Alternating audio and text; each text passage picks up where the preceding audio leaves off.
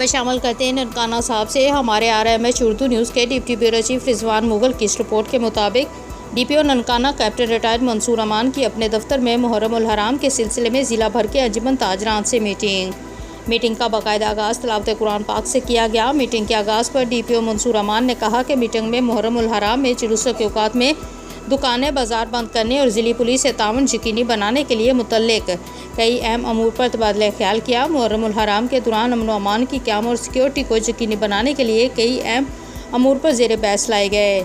DPO ने अंजुमन ताजरान के मसाइल दरियाफ्त किए और इन पर हल की यकीन दहानी करवाई।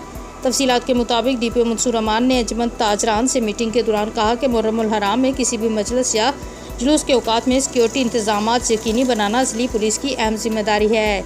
इस सिलसिले में ज़िली इंतज़ामिया दुकानें और बाजार बंद वगैरह बंद करवाए जाएंगे, जिसमें अंजुमन ताजरान अपना ताउन यकीनी बनाए। उनका मज़ीद कहना था कि मुहर्रम उल हराम में हुकूमती SOPs की खिलाफ वर्जी हरगिज़ बर्दाश्त नहीं की जाएगी। दुकानों या गोदामों को बंद करते वक्त दुकान के अंदर की बिजली वगैरह और दीगर आग भड़काने वाले आलात को अच्छी तरह चेक करें, ताकि खुदा न खास्ता दौरान मजालिस या जुलूस किसी किस्म का कोई नागयानी वाक़या पेश ना आ सके। मुहर्रम उल हराम के दौरान दुकानों या फ्लैट हाई की दीवार या चुबारा से नीचे की तरफ कोई भी मुनाफरत अंगेज़ मवाद, फ्लैक्स, बैनर्स या पोस्टर्स ना लगाएं और ना ही किसी को छापने की इजाज़त है जिससे मजहबी इश्ताल अंगेज़ी, फ़िरका वारियत या दीगर कोई फसाद फैलने का खदशा हो।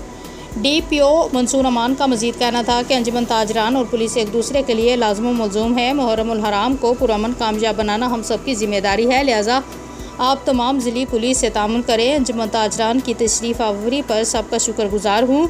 मीटिंग के अख्तिताम पर तमाम अंजुमन ताजरान मुहर्रम उल हराम के दौरान ज़िली पुलिस के साथ ताउन करने की यकीन दहानी करवाई।